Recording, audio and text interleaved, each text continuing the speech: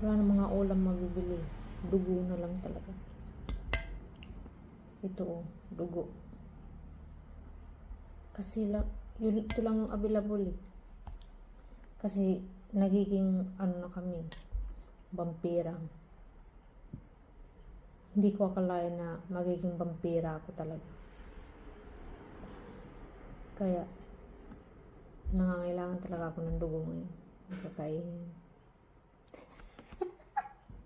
Joke lang. Ito dugo, dinuguan. First time ko kumain kagabi.